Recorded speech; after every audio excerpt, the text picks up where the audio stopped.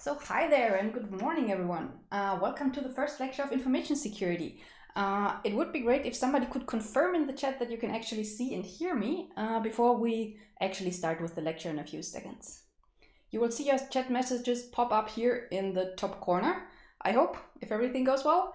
And you will see that you have quite a bit of a lag, so if you ask anything or if you say hello to me, be aware that it will take, I don't know, something like 8 seconds or so.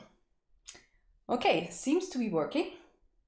And then let's get started. So the plan for today is to have quite a number of introductions.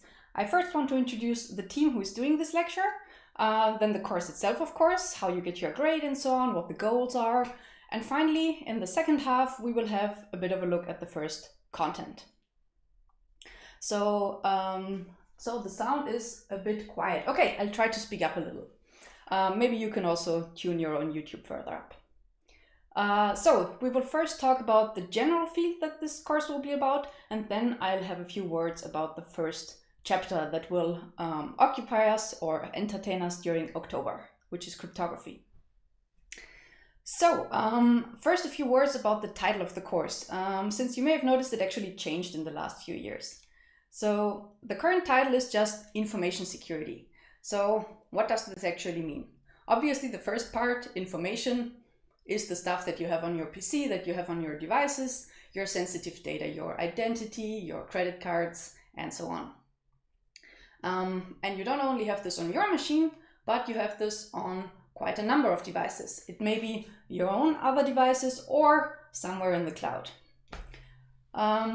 So a lot of people are trying to process this message, and the security part comes in as soon as one of these people who is trying to process your data or interact with your data is somebody with malicious intent.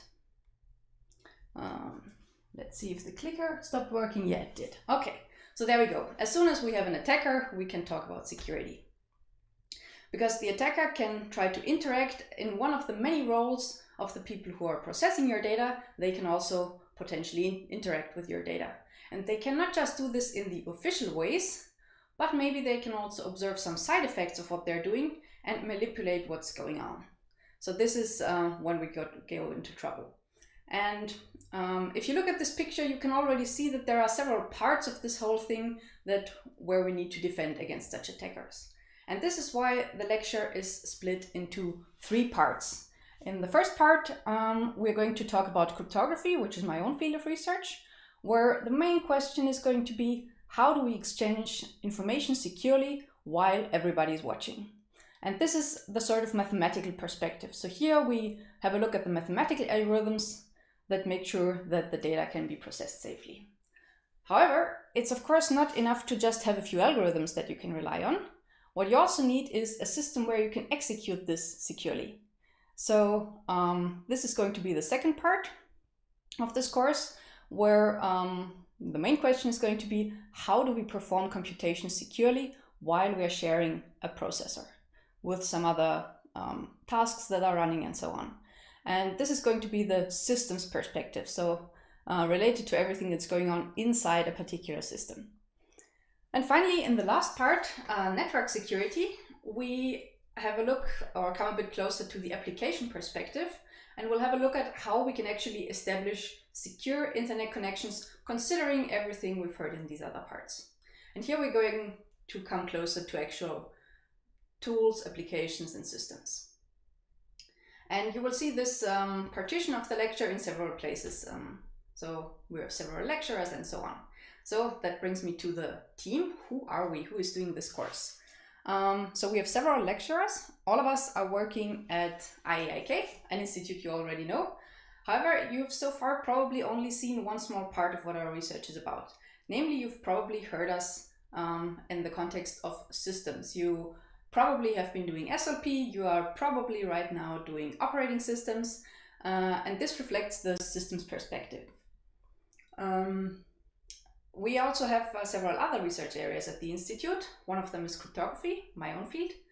And we have teams working on securing applications and on formal methods to actually prove all of this secure, or to prove that the execution of programs works as intended. If you are planning to do your master's afterwards, we also offer a master's branch. It's now called Information Security as well, just like this course. And it will cover courses from all of these areas. For this course, we're only going to focus on 3 of them. And this is reflected by our three lecturers. So first of all, myself, I'm going to do the cryptography part. I'm also in charge of the administrative stuff. So if you have any questions, if you have any troubles, I'm the person to contact. Please leave the other 2 in peace.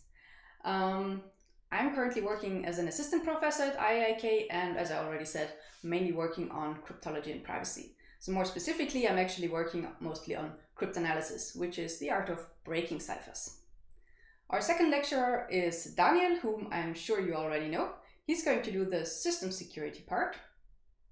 He's also an assistant professor, and of course he's working in system security. So he will cover the second part of this lecture. And for the third part, we have somebody from the secure applications area, because we're going to dive into applications. And this somebody is Johannes Weichner, who just earlier this week finished his doctoral studies with a great dissertation, so he's now a postdoc. And he will tell you more about network security. So what I've said so far is everything about the lecture. So we are going to do these courses here. However, looking forward to the system security part. I'm very sure you will enjoy it. At least you will. No, I'm sure everybody else will too. So we also have a separate team who is handling the exercises, so the practicals. Here we also have exactly the same 3 areas. For the cryptography part, and also again, the head of this whole thing and the main person to contact for administrative questions is Daniel Kahles, who is a PhD candidate, meaning he's currently working on his dissertation at our institute and also in the cryptology and privacy research group. For the systems part, we have the support of Martin Schwarzel from Daniel's team, who's also a PhD student and doing research in similar areas as Daniel. And finally, for the practical part, we again have Johannes Weichner. You will notice that some of his dissertation topics are actually quite relevant to what we're doing here, or very interesting. So he looked into how you can evaluate the security of Android apps and which particular weaknesses you can find on the different platforms. Or at least that's one of the questions he looked into. Okay, so this is the official part. You already probably saw all of these names in TU Graz Online. The names you did not see, but which you should see, are the names of our teaching assistants. So we have a couple of those. There is not going to be a direct connection between how you registered for the KU and your tutor. So you don't have your own tutor here. Every tutor is responsible for different parts of the exercises. So some of them are going to work mostly on the cryptography part, some mostly on the systems part, and some mostly on the network part. And the names we have here are Michael Ehrenreich, Lena Heimberger, Katarina Koshatko. I'm sorry we don't have the picture yet. We'll give it to you later and update the slides. Then we have Lukas Lamster and Alexander Prutsch. You will certainly meet them in the next weeks in the practicals. Okay, so now our team is almost complete. There is somebody missing here, and that is you. So of course I can't really see you, which is a real pity. So at least I want to know some facts about you so that I can sort of better evaluate where you are in your studies. So it would be great if you could give me some input right here. I'm doing this in a similar way as you've probably also already seen yesterday in some lectures. So one of the first questions I was interested in is, what do you actually study? This is because it helps me in particular to know if there are people who are not from these main three courses, but who are, for example, doing Lehramt, or who are incoming, who just joined us via Erasmus. I guess you can read off the instructions, just go to this website and enter the code, and then you can select your respective studies. Be aware, you will notice now that the lag comes into effect, so I might actually interrupt you in voting because I switched to the next slide and you will only see this a few seconds later. Sorry for that. So let's have a look at the results. I'm a bit far away so I can't see much, but it looks like almost half of you are computer science students and similarly many ICE students, a bit fewer software engineering, and I already see the first few Lehramt and incoming students. So for the incoming students, I would also be very interested in what exactly you're doing. Or other, if for example you're studying mathematics or you're already in your masters or preparing for your masters, I'd be really interested in that. So if you can pop a message into the chat, then I can take this into account. So we're still looking at 43% computer science. I didn't know that you were so many more than the other studies. But software development is catching up a little.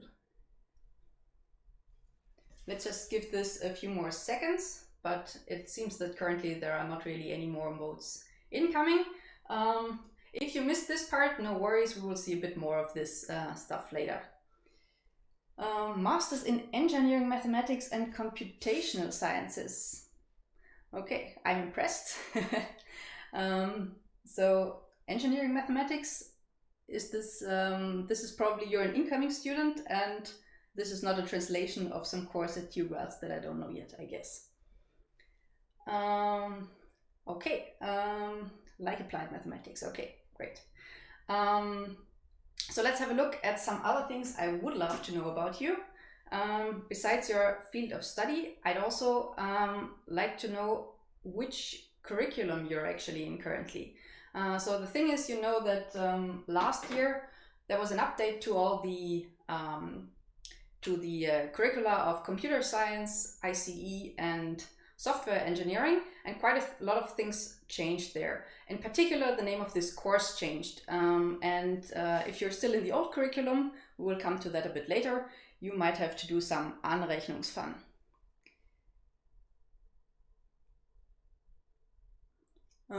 So here we go. It seems that most of you, 2/3, are still in the old curriculum. Okay, so in particular, we have some software engineering people still in the old curriculum. We will get to that in a moment because there are some things you should know about that.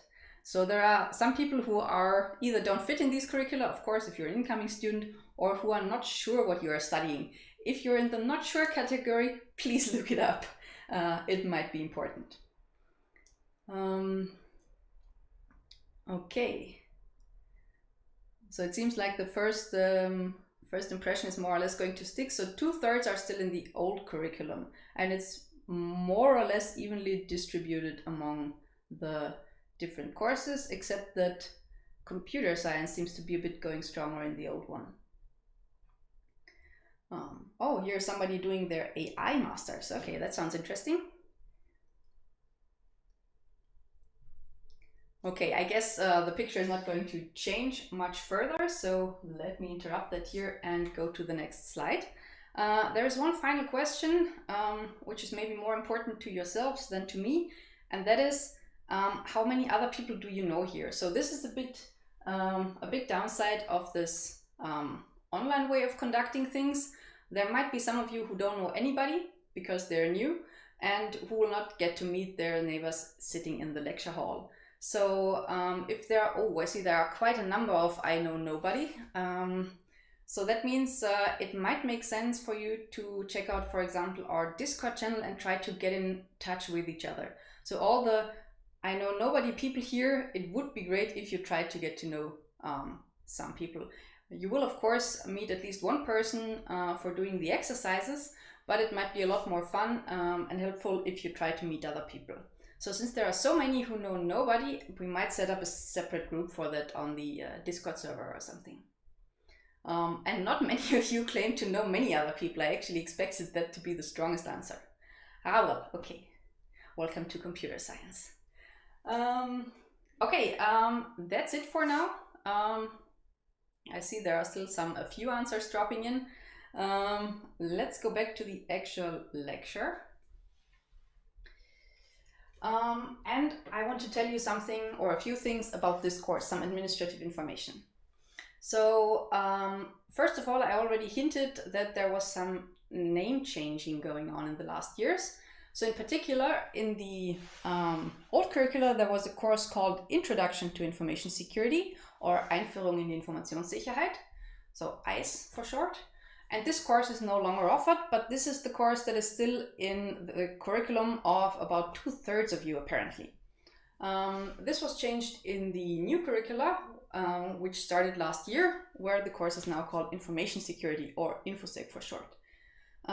So to summarize, this InfoSec completely replaces Introduction to Information Security. So this old course is no longer offered, unfortunately, but the good news is it's equivalent. So there are these nice equivalence lists which you can find in your curriculum or on our website, at least for the IAK courses.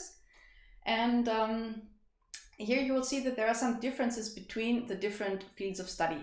So in the new curriculum, we only have InfoSec, and it counts a total of 4 + 3 ECTS. This is the course you're sitting in right now. So for 1/3 of you, everything is fine, no need to worry.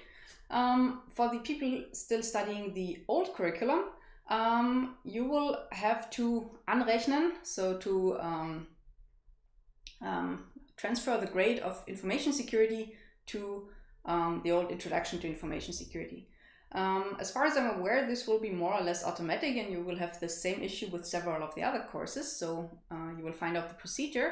But there is one important thing to know, and that is that there is a difference between software development and management and computer science and ICE. Namely that the ICE and computer science people need not only information security, but also RKN, which is Rechner- und Kommunikationsnetze, a course which no longer exists.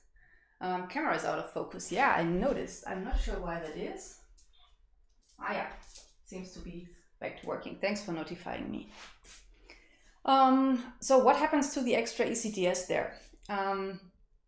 If you're in one of these two, then you will more or less automatically get both the old information security and the KU, so the practicals for Rechner- und Kommunikationsnetze. You will get the lecture part of this old course from CON, Computer Organization and Networks, which you probably did last term, if I'm correctly informed. In software development, you do not need Rechner- und Kommunikationsnetze, so by default you don't get it. However, of course, you don't miss out on the ECTS. You can get these as Freifach ECTS, if I'm correctly informed. So this is the solution that we had last year, that the people studying software engineering get some Freifach ECTS out of this course. And then it sums up, and it's more or less fair between the different degree programs. So this is what happens to the extra ECTS from here, and then it more or less sums up with the new ECTS. If there is something you're unsure about this, there is actually not much I can personally do about it. It's best if you contact either your student representation or your Dean of Studies, which is Denis Helic in case you're in the computer science category, and I'm sorry, I don't know the one for ICE. So if there's anything you're unsure about, or if you want to make sure you really get these Freifach ECTS, please just clarify with these two units here. I unfortunately can't do much else except give you a grade for this course. Okay, I guess there might be some questions related to this at the end.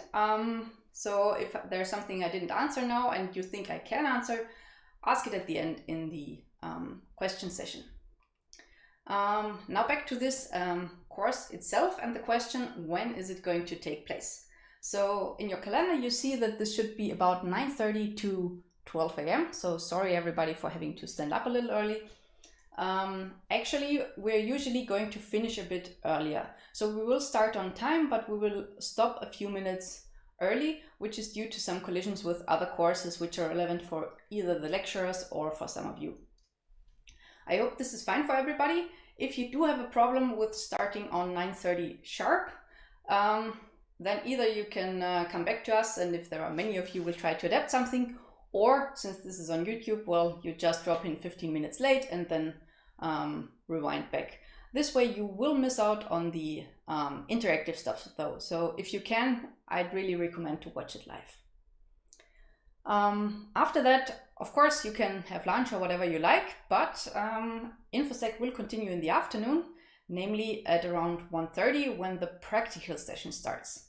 So this 1.5 hours or 1 to 1.5 hours will not take place every week, but only when we need it. So in particular, this week or today, there is nothing in the afternoon, so enjoy a free afternoon, I hope. But next week we'll start by giving you an introduction to the practicals that you have to solve and to all the administrative information for the practicals. So usually we will either, when we are not presenting new assignments, which only happens 3 times a year or a term, we will have some tutorials or question time for you. So in the tutorials, we'll show you how to approach some of the things you need to do. We will adapt this depending on how much demand there is. So last year we had a tutorial or question time almost every week. We will see if that works out well this year. Okay, so besides it seems the stream was gone for a moment, but it's back. Mandatory attendance in the practicals? No, there's no need to be there. It's just information for you. Of course, it's highly recommended because in particular the tutorials will teach you something, but there's no need to be there for the grade. So your grade, you will hear that next week, but it will depend on your assignments and as usual on Abgabegespräche. Okay, so besides only the wall clock time, of course, we also need to know when stuff is happening in the lecture, so which weeks. Today, we'll just have a little introduction. We'll start with the main first chapter, which is cryptography, next week, and it will entertain us the entirety of October.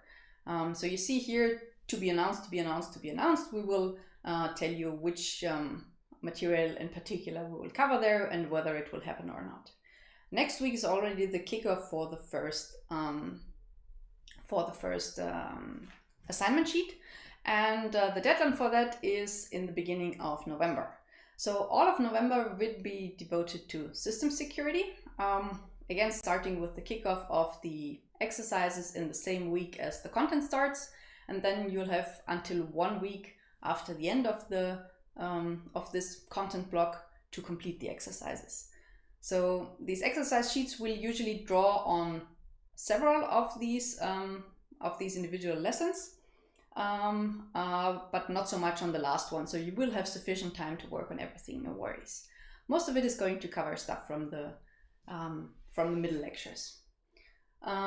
So our planned timeline aligns very well with the months. In particular, with December coming up, we're coming up with the information security block. I'm just seeing the question here, will the videos stay online? Yeah, they will, at least until the end of the term. Afterwards, we can't guarantee for it. The KU videos, I think so, but they will be done in a slightly different way, so in a different setup, not directly via YouTube, as far as I'm aware. So they might not be available on YouTube indefinitely, but they will be available for download as far as I'm aware. But you can ask that next week as well, or ask on Discord and Daniel will answer you.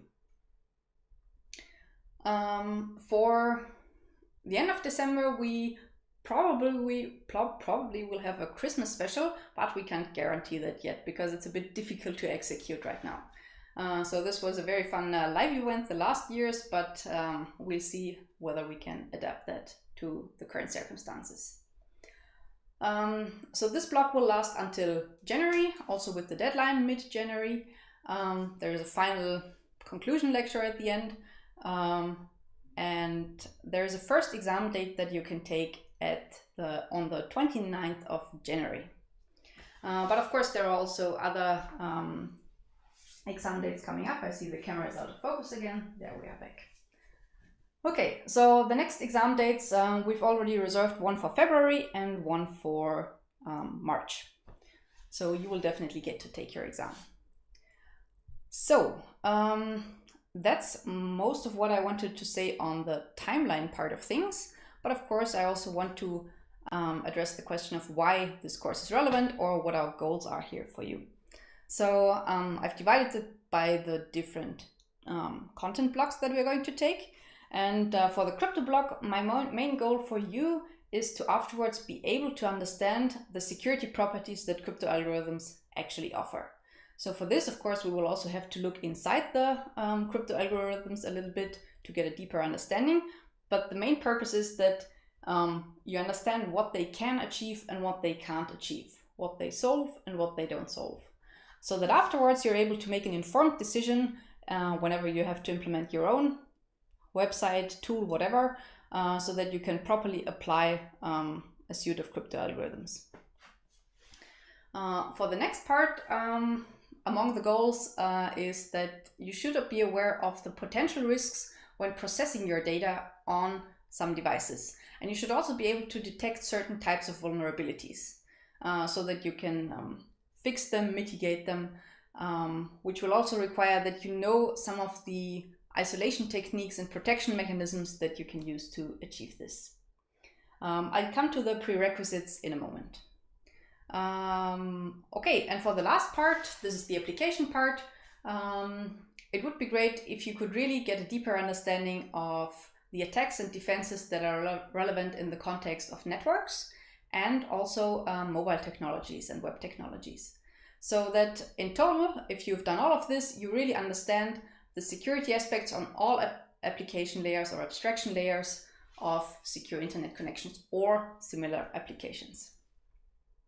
So here we already are at the prerequisites. There are a few courses where if you still remember the content from there, this course here will be a lot easier. The first of them is discrete mathematics, which you probably heard in the second term sometime.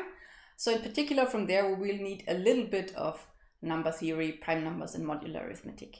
But I'll also give a short recap on this, so don't worry if you don't remember the notation exactly. The second important course is computer organization and networks, which probably most of you heard last year. And this is important first because it covers some of the lower level information that you will need to better understand the systems part. So something like what is the layout of CPU and caches and stuff like that.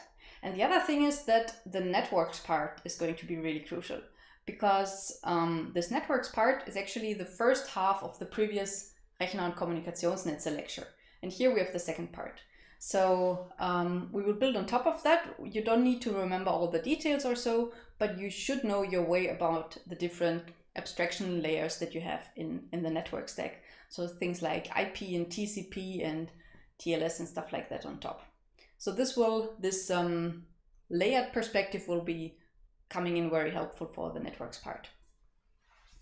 And finally, systems level programming, again for better understanding what your operating system offers you, what it can do, how multitasking works essentially. This will be very relevant for the systems part. Hi camera, I'm here, thank you. Okay, and finally, various programming practicals. This is particularly relevant for the practical part, of course. So it will be very, very useful if you can remember some of C, C++, debugging with GDB, maybe some very basic assembly knowledge, and we will also need some Python, but just a little bit of it in the exercises. But you will hear more about this part here and whether it makes sense to have a look again at some of the old stuff next week in the exercises. Okay, so now maybe the most important question for some of you: how do I get a grade for this course? For the practicals, these are team programming exercises, and the team size is going to be 2. The team registration deadline is on 12th of October, which is after the next exercise session.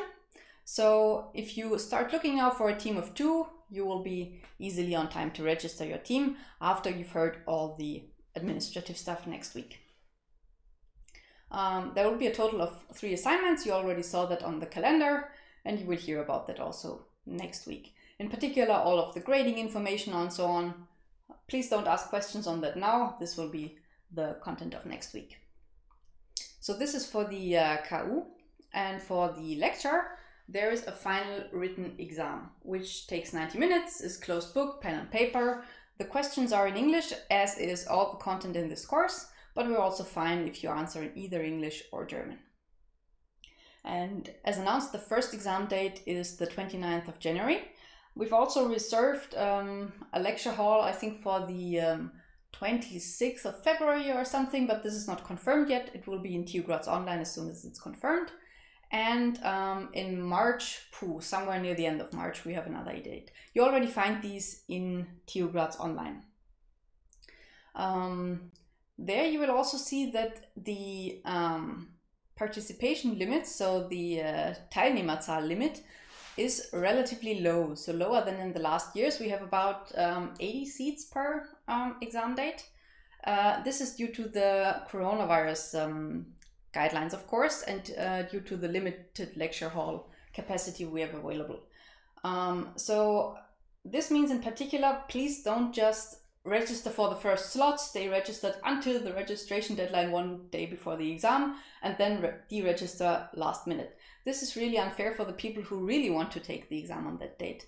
So please, you can register early for the exam, of course, but as soon as you see that you will probably not going to take this date, please just deregister. So in the last year, we unfortunately had many situations where in the end the lecture hall was only half filled because many people stayed at home, while other people were annoyed that they didn't get a slot in their favorite exam, despite the fact that there would have been enough space for them. So please deregister early and really register for the exam date that you want to take. We will, if there is a lot of demand, of course, put in some additional exam dates. So no worries, you will get your exam early enough, but please play fair when registering. When and where can you register the groups? Yeah, I will get, no, I will actually not get to that. You can find the relevant link already on the website. The site where you register is called Stix. I don't have a link on these slides since this will be officially done in the next week. But for now, it makes sense to just find a group. Okay, I already said COVID-19, and of course that means we will have to take a look at the traffic lights. So what I've said so far covers the case, which we hope for, that the TU Graz Corona traffic light remains green, yellow or orange on the exam day. In this case, the exam is written on campus as usual, in smaller groups than usual. And this should be the solution that works for most people. If you are one of the people whom this solution does not work for example, because you're in a risk group, or you're in quarantine, or you're in your home country and can't come to Graz or something similar. So in case you can't make it to a written exam, please contact me and we'll arrange a virtual oral exam. Now, of course, I can't do this for 400 people, but I can do it where necessary. So if you think that this applies to you or is important for you, please just get in touch as soon as you want to do the exam.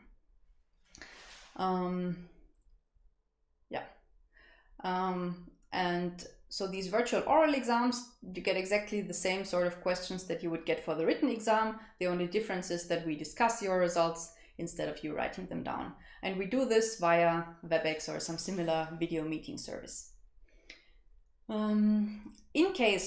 In the unfortunate case that near the end of the term, the TU Graz traffic lights are red, meaning nobody can enter the campus and we can't do on-site exams, we will transform the existing exam dates to home-written exams. Which means that you will write your exam at home. We will offer support and supervise this whole thing via Discord. You will get individual exams in this case, so not the same exam sheet for everybody, but individual ones. And the question format will be adapted a bit. So in the usual exams, we have many short sub-questions and just a few longer ones. And in these exams, we will have more sub-questions that require longer written answers and fewer short fill in the blank or something like that answers. And you can answer these exams either by printing out the assignment sheet, which is the recommended way, or if you don't have a printer, just use a blank piece of paper. The important thing is that afterwards you give us the solution somehow, for example, by scanning or photographing your answer. and sending them to us. We will inform you about the details of how to submit and so on in case this actually happens, which we don't hope. Okay, some relevant links that you might find helpful. First, of course, the course website, where among others you can download these slides and you find a lot of additional information, details about the exercises. You will find the assignment sheets there and so on. We do have a Discord channel, which is more or less going to replace the news group that we had in the previous years. So in case you already started looking for a group in the news group, please consider switching to this Discord channel. The link is of course clickable in the PDF version of the slides, which is already online. And you can also find it on the website. So here we currently have two channels, one for any sort of questions that you might have regarding the lectures and exercises, and one to find a group mate or a teammate in case you don't already have one. We will maybe add a third social channel for the 25 people who remarked that they don't know anybody, or just a few people who are participating in this course. And finally here, I actually do have the link for the team registration. It's right here. So on Stix, you can log in by just using your student email address, clicking I forgot my password. You will get a new password. Then you can log in and you can register your team. In case you find the user interface too complicated, you will get a short introduction on the website or in the slides next week on how to do this procedure. So here you will be able to register teams of 2 for the practicals. If you're just participating in the lecture, as some of you are, this is irrelevant for you. If you need help at some point, well, of course, you can always discuss on Discord. This is the main source that we recommend for this kind of support. You can also, in case it's a specific question for your own assignment, contact one of the responsible teaching assistants. We will indicate which those are when we hand out the assignments. There's also a general contact address that will spam all the lecturers of this course, so please use with care. This is in particular if you have some urgent issues or some administrative issues that considers the whole or that concerns the whole lecture. If you just have individual questions about some of the contents of this lecture, just head to Discord or write an email to the responsible lecturer. If you're the person who prefers reading books over listening to videos, there are quite a number of good books on information security. I've just picked out one here because it's very recent, so it was just published this year. It's by a great author, and in particular the author made it available freely online. So this is an online copy that is more or less exactly the same as the printed book. And this book covers more or less exactly the topics that we cover here, some of them in more depth, some in a bit less depth. So this course is not based on the book. We actually prepared the course long before this book was published, but it's a very good reference that covers many of the topics that you might want to read up on. Okay, let's have a quick opportunity for questions at this point. So if there's something you want to know immediately right now, just ask it in the YouTube chat. We will have a longer Q&A session at the end of the lecture.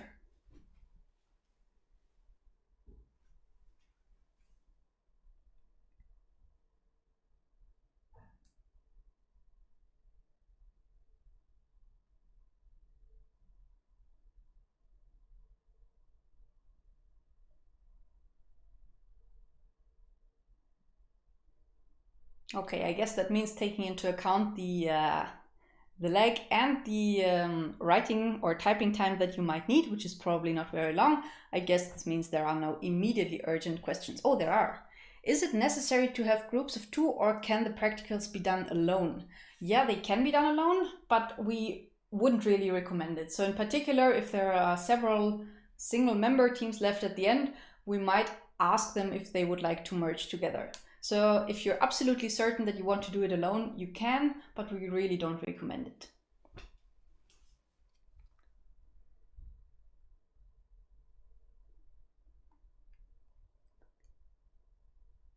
Okay, then let's head on to the actual content of the course and start with a brief introduction of information security. Can you get the Discord link? Can somebody who is able to open the PDF slides, please just paste it in the chat? That would be great. Okay, yeah, introduction to information security. So what is this subject all about? Actually, when the course still had its German name, Informationssicherheit or Sicherheit, this was quite a bit more ambiguous than it is now. Because what does Sicherheit actually mean? So if you look at this picture, take a moment to reflect for yourself, which of the things you see there have to do with Sicherheit?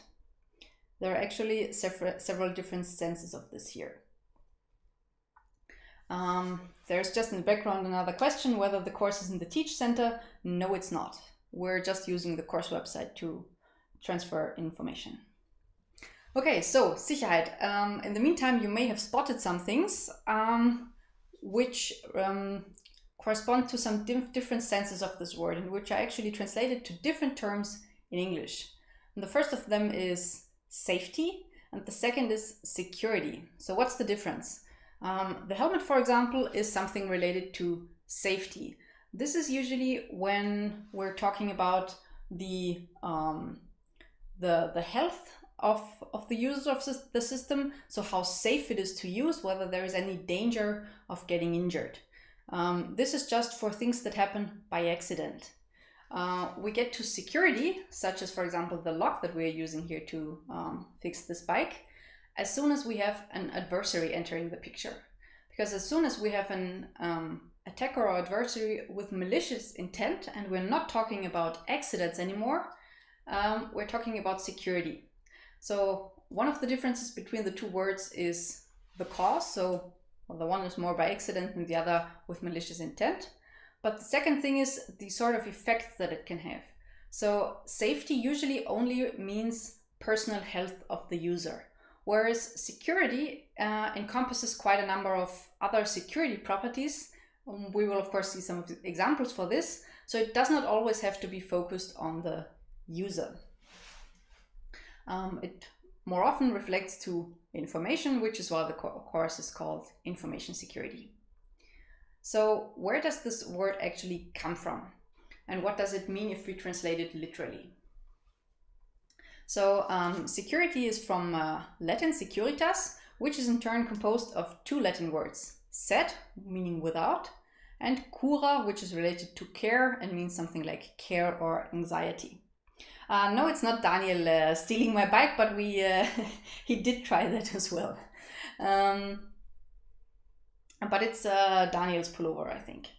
But actually the thief here is a student of one of the previous years. Okay, so what does it mean? It means freedom from anxiety. So being able to feel safe and relaxed and not having to fear anything. So this leads us to quite a number of terms that are very important in security analysis, and I want to introduce a few of them. First of all, the term of asset. So what this means is anything that we are anxious about, or in other words, an asset is something that has a value to us or to some entity, which might be a person, but also an organization, for example. And the asset is the thing we want to protect. Now, I guess you can think of loads of examples, including your identity, your financial stuff, your privacy relevant data, such as images, which you don't want other people to see, but you also don't want to lose. Keys that give you access to some resources that are personally relevant to you, your contacts, your own authenticity, so being able to put your signature on things, and so on. So there are tons of assets that you have all around you. And the important thing to do about them in information security is identify them. So being able to actually identify what the assets are is the first and most crucial step of any sort of security analysis that we can do. And actually what security mechanisms to protect these actually often do is they don't just unconditionally protect your stuff, but they shift the problem of protecting one asset, your personal stuff, to protecting another asset. For example, a password or a cryptographic key. And now instead of protecting your own data or information or your asset in some complicated way, you can instead protect your password or your key, which is very often easier. So this is an asset, very important term, please remember. And what's important about an asset is captured in a security property. So a security property is anything that makes the asset valuable. So a particular property or some state of this asset in which it is important or valuable to us. So there are three very often cited security properties that you can encounter in almost any system. The first of them is confidentiality, meaning the asset is valuable if it is not known to some people or to most people. So if we can keep it secret. This is the most classical security property that we have. Then there's integrity and authenticity, which I've paired together here. Some people consider them separately. What this means is that your asset is valuable if its integrity is maintained, meaning it's not destroyed or manipulated or changed. And if it's authentic, meaning you can verify that it's from the person you assume it to be.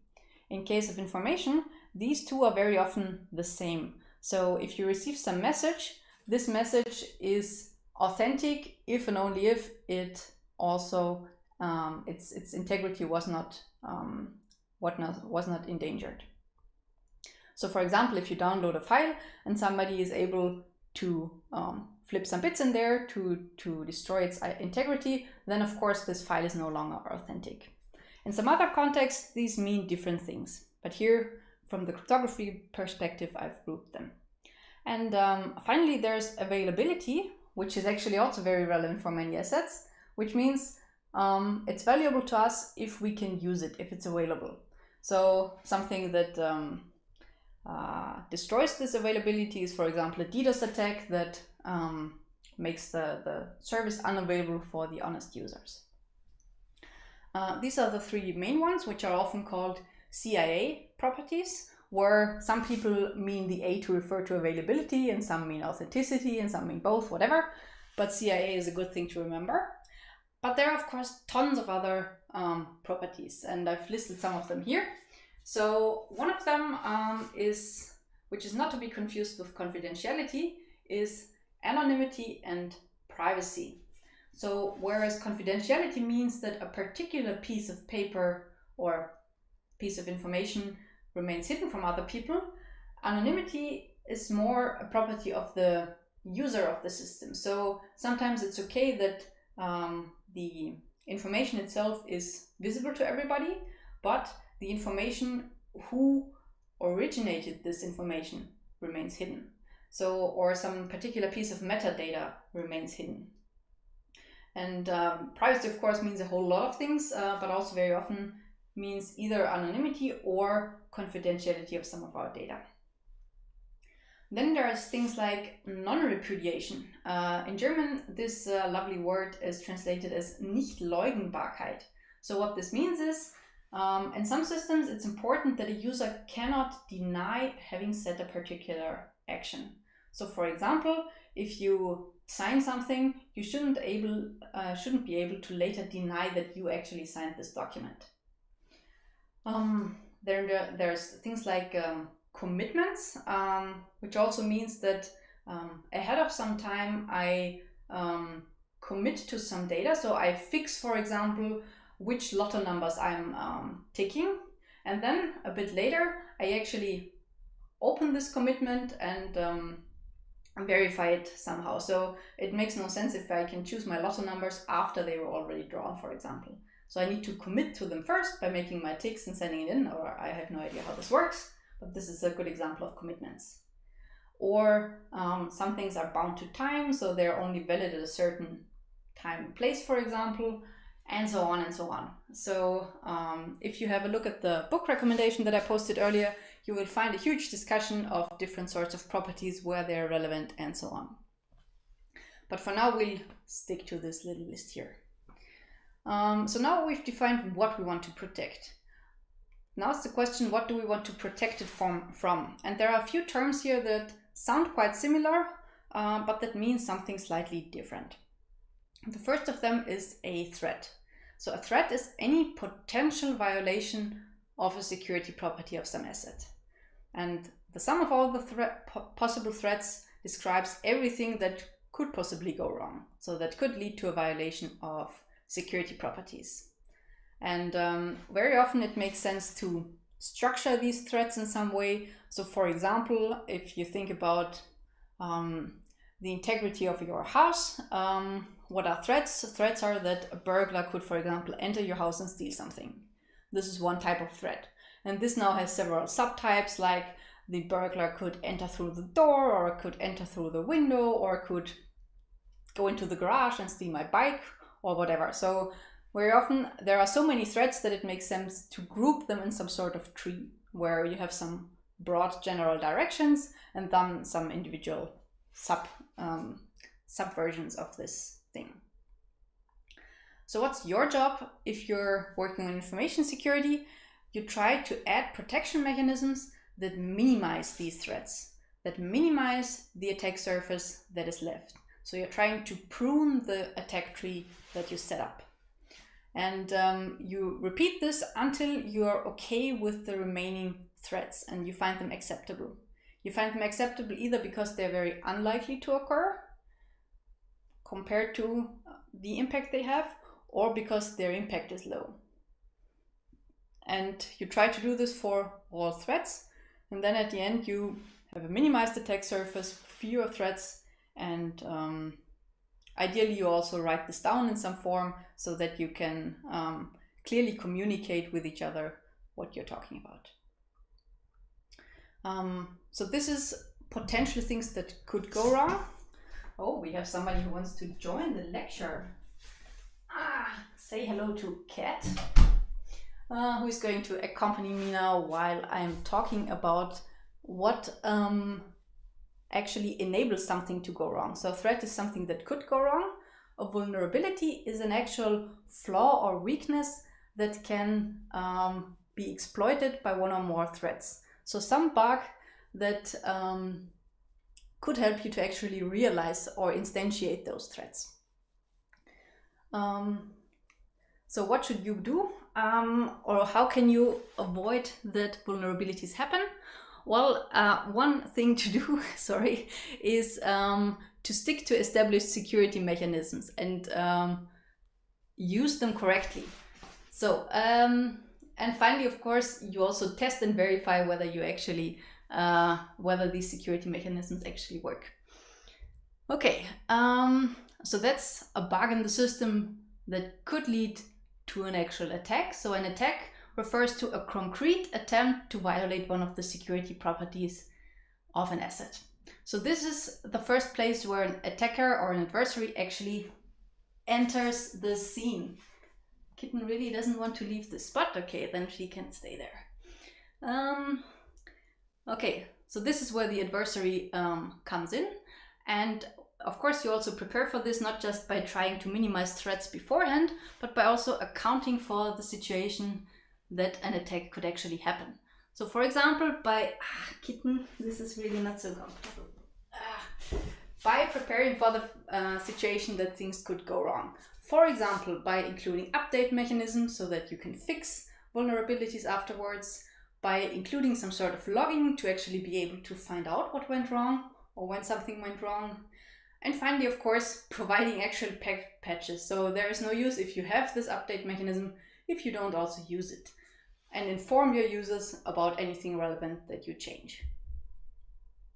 So in summary, we can sort of visualize this as a chain of things that need to work together for things to actually go wrong.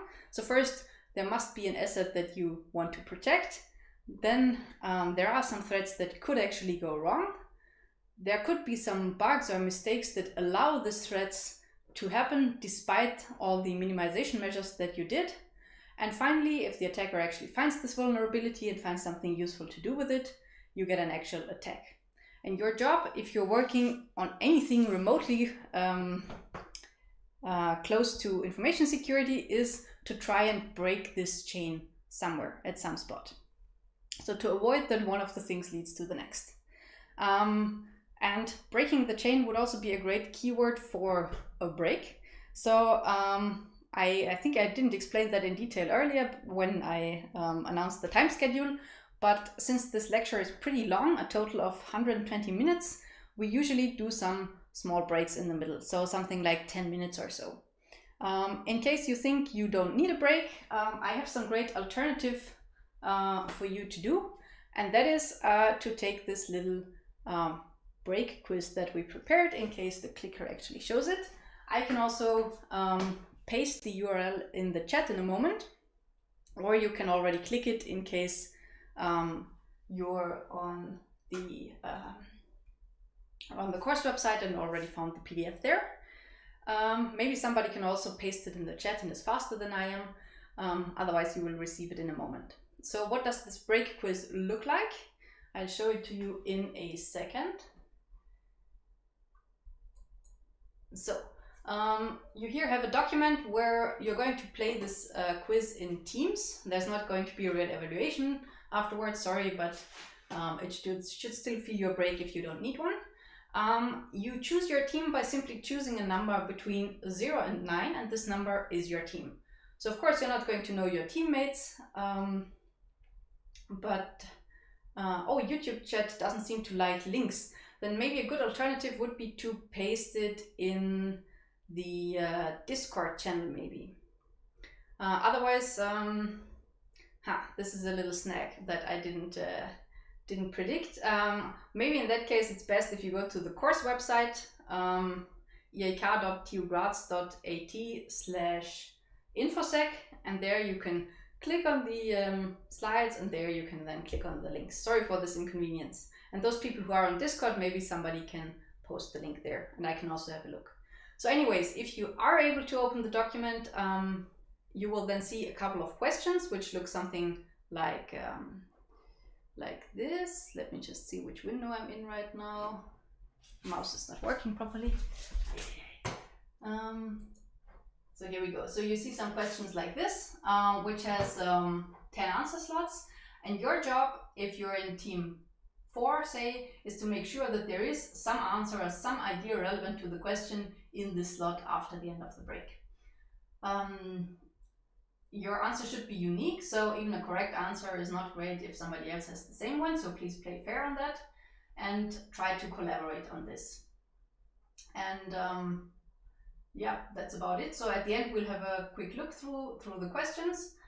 They are of course related to what we've done so far, but they also require you to come up with some ideas.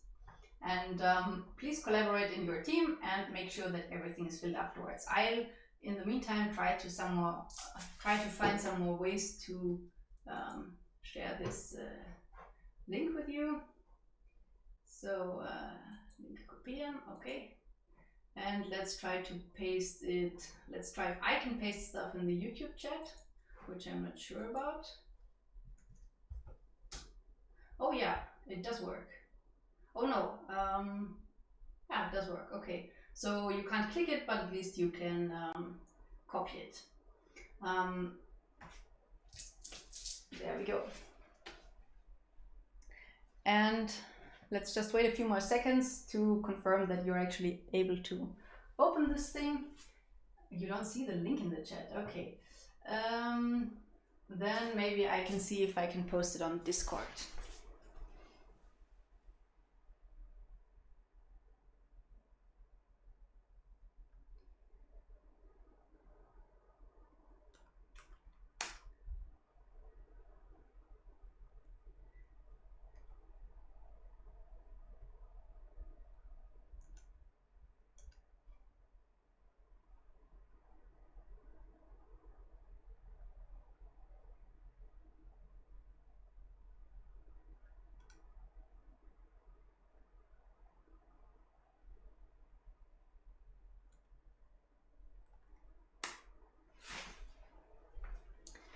Okay, link did now show up on Discord.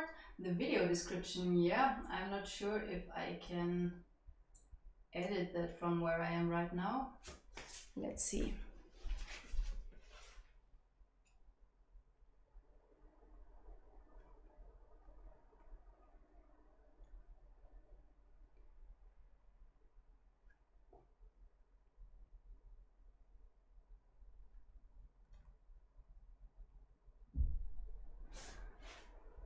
Okay, I've now also edited to the video description. I hope you can see it there. If somebody wants to create a short link, feel free to do so. And let's say we're back in about 10 minutes. That would be, according to my wall clock time, at 10:43 or something. Then we'll continue and have a look at the results of the quiz. It seems like at least a few of you were actually able to do stuff already. And let's see how many threads we've integrated by opening this file for everybody. So, see you again in 10 minutes. Have a glass of coffee or a glass of water, and we'll be back soon.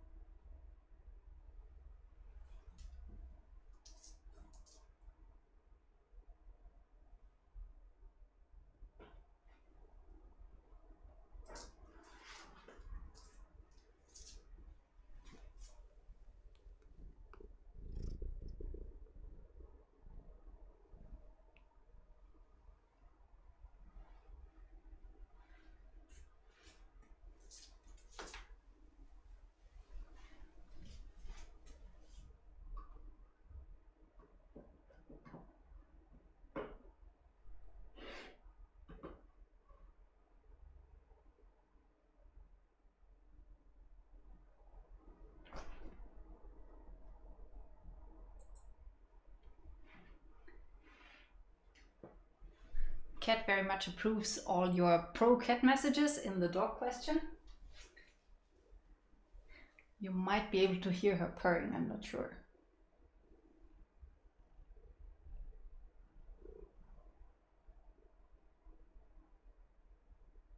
So we now have approximately 1 minute left or so, and then we would continue with the lecture. So please, if you're still having some empty gaps or stuff filled with nonsense, maybe have a look at changing that now.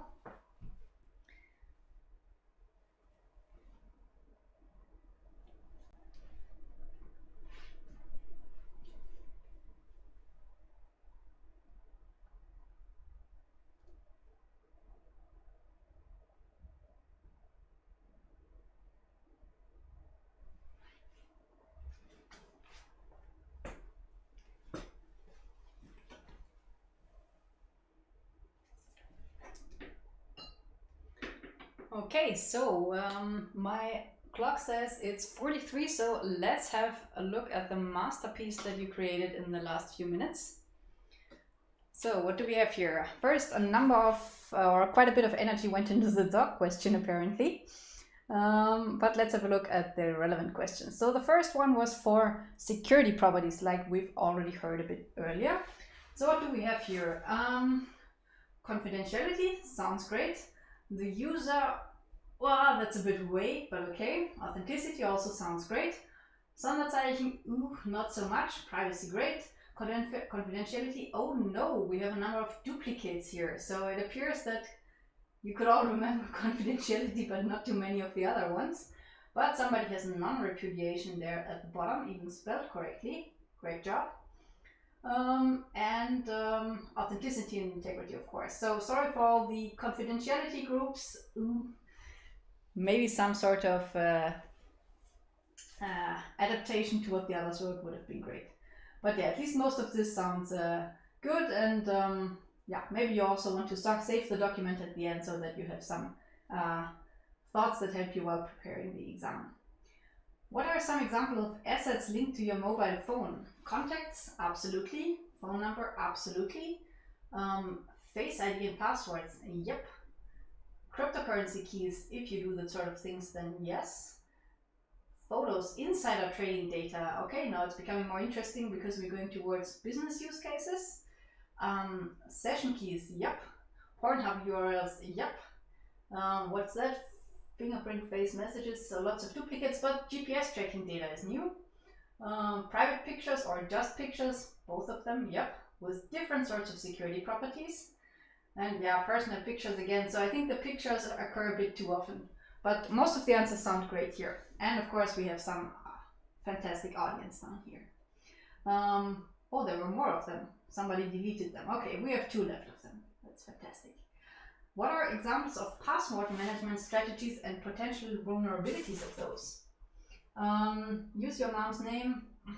Yeah, good idea. And well, the vulnerability is quite obvious. 2-factor authentication. Stealing your phone is of course a problem in that case. What's that? Top 10 passwords. Yeah.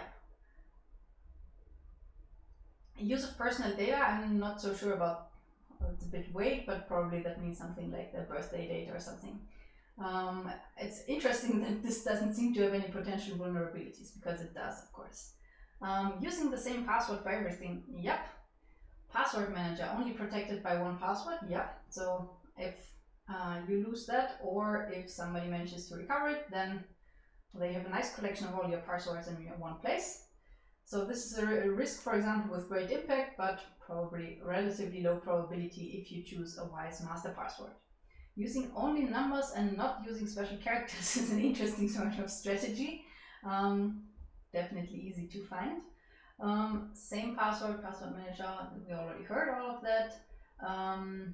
Contains service name, yeah, that's something that many people do. Just varying one fixed password by including the service name. But of course, once somebody sees one of those passwords, they probably can guess all of your others. Memes as passwords, okay. That sounds like the choice is somewhat limited there. YubiKey, yeah, that's one that didn't have any potential vulnerability listed because it generally is a quite good idea. But same as with two-factor authentication up here, if it gets stolen, you do have a problem. Or if you lose it, then you have a different sort of problem. What else do we have here?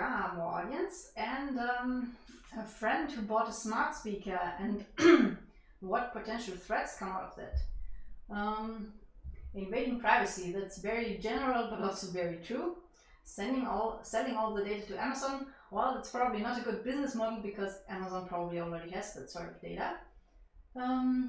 Collecting data, okay. Correct but a bit vague. Being recorded while at home, data sent to the cloud. Eavesdropping on private conversations, yes, all of that. Potential listening of conversations, yeah. Saves your passwords and logins, okay, so this is a new spot here. Reading your consumer habits, oh yes. And no threats because Alexa is a human, okay. Maybe that's the worst threat, yeah, maybe.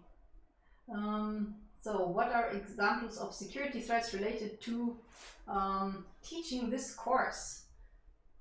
The newly earned knowledge, well, absolutely, that's a risk, so please don't try to hack our submission systems. Do the practicals for me while I sleep. Okay. Being drunk and using the keys. I'm not sure if this is a risk for me personally, but let's see. Daniel stealing my bike. That's a very dangerous threat. Yeah. Daniel being in the same room, well, he's not. So I don't count that as correct. The online lectures could get to students only after an attacker has changed vital parts of it. Okay. I'm not sure how that would work, but of course it would be a problem. Public Google documents, oh yeah, the integrity of this document is definitely ruined. Stealing personal information, Styx homepage, yeah, that is a security threat. I'm afraid that's true. The live stream maybe shows login information or private data. Yeah, maybe if I'm not careful.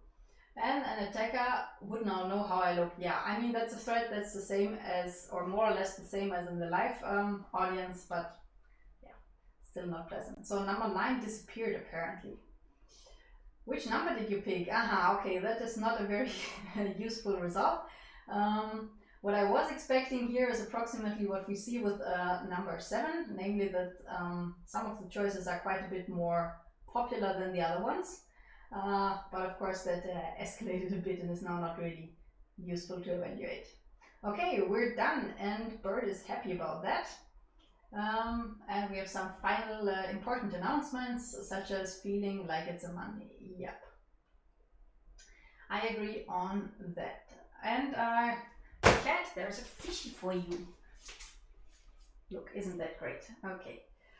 She will love that. And we're now ready to continue with the actual lecture. So let's switch back to the slides. Sorry for everybody who still had important messages to post. You'll have to do it via the chat from now on. Okay, so let's get back on topic and start with the final 45 minutes or so of this lecture, where we're going to talk about cryptography. Hi camera, there we go. A brief introduction to the content block that is going to entertain us for the rest of October, which is about cryptography. So what is cryptography? It's sort of the mathematical backbone of information security, in the sense that cryptography describes all the mathematical algorithms that we use in the background in order to make any of these applications secure. So it's the mathematical algorithms running behind the actually implemented secure software. So the main question of this block is going to be, what is the maths that is going on inside this green padlock here? So we're going to look at a number of different things here, some only superficially, some in some more depth, and we will see that what goes on inside this padlock is actually structured in several layers. So we have some lower level building blocks like mathematical primitives or special circuits that we use, and these are going to then be used in some sort of recipe, which we call modes of operation, which are in turn used by recipes, which we call protocols, and we will get to know this stack in the following month. So the basic question that we always have here, or the basic setup that we always talk about, is that we want to achieve secure communication between some entities, which we typically call Alice and Bob. And Alice and Bob usually just want to chat with each other, so want to transmit some messages. And ideally, if we had some sort of trusted channel that they can use, then we would be done here and would not be in need of any cryptography.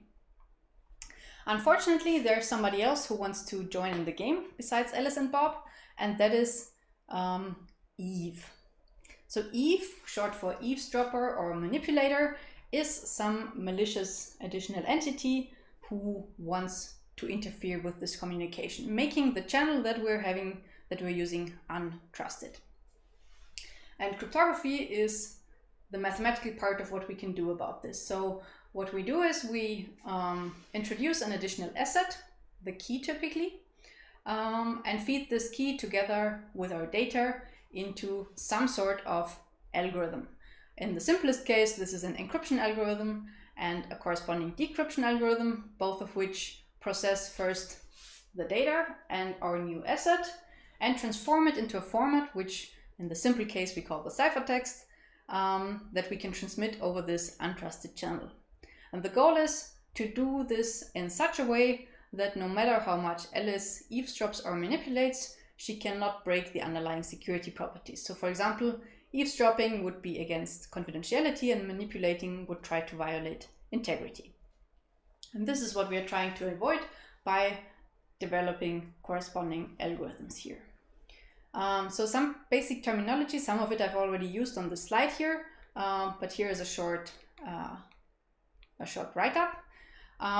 We have these parties which we usually call Alice and Bob. In some protocols they also have different names depending on which security properties we're talking about. So we call these parties or entities. The person in the middle who was threatening our channel is called Eve, or sometimes Mallory, as in malicious, and is called the adversary. We have a number of different data items, which in the case of encryption are called plaintext for the original information and ciphertext, or in German Chiffrat, for the transformed version of this data, which is protected by these keys. And by this we're making the keys our new assets. And the way they are transformed is, as I said, organized in some layers, which we will have a closer look at next time. But for now, we usually call this algorithm, whatever it is, we often refer to this as a scheme, a cryptographic scheme. So the yellow box that we had on the previous page would be a scheme, and the cryptographic protocol is the recipe for how to use this scheme. So it would tell us Alice puts her plaintext into this encryption algorithm and sends the result to Bob, and Bob puts it into his box, and so on. So the entire recipe is called the protocol. Now there's one important basic assumption that we usually make in cryptography, or a very basic principle that underlies our design. And that is the so-called Kerckhoffs principle, named after August Kerckhoffs, a Dutch cryptographer who lived, as you see in the picture, quite a while ago. And he set up a number of principles, many of which don't make that much sense today anymore, but he had one very crucial one.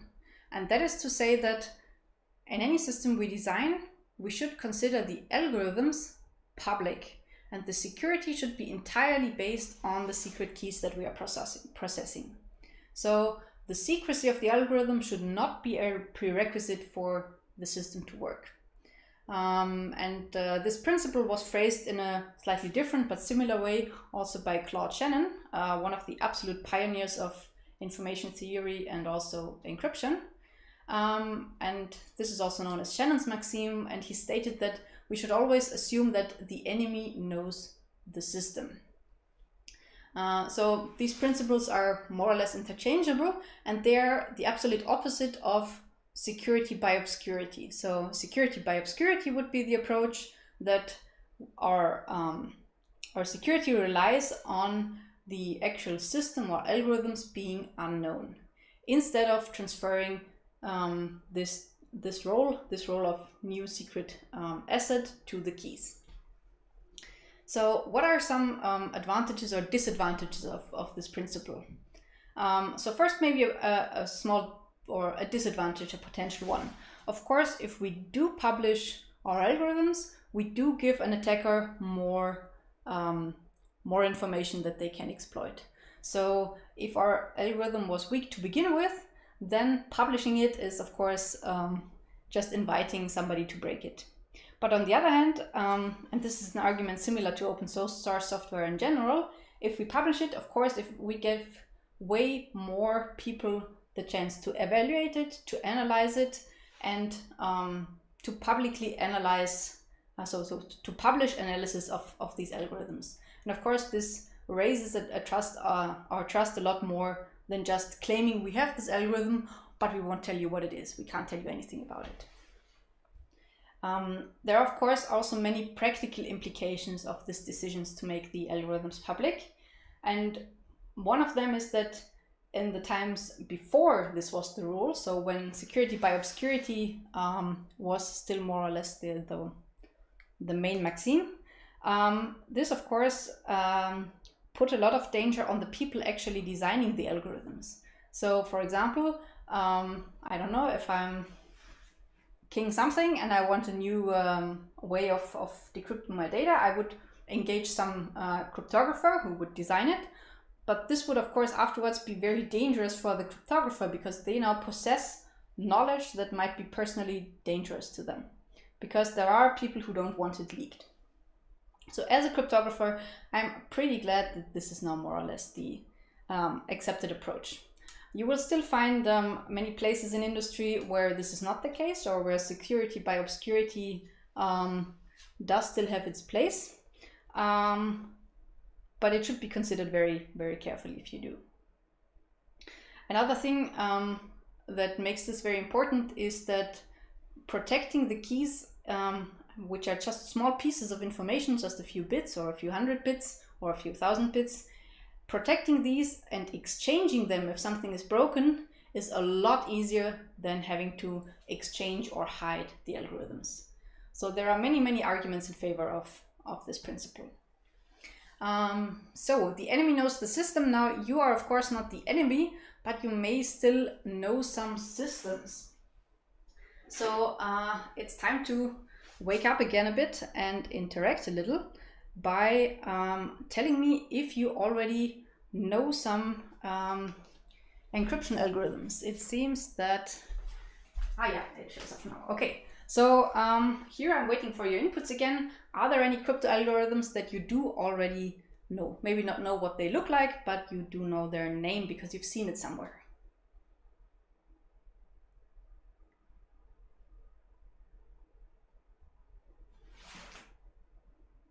Okay, we also already have quite a number of great inputs, and most of them are actually encryption schemes. So it seems RSA is very popular because you've probably already seen it first in discrete mathematics, and second, maybe when you've checked out the details of the TLS connection of some websites. I also see AES here, which is, of course, a very, very frequently used block cipher, which we will hear more about in 2 weeks' time, where we're going to look at the internals. I see SSH as pretty popular here. So this is a bit borderline. SSH is an application. It does have an SSH protocol inside.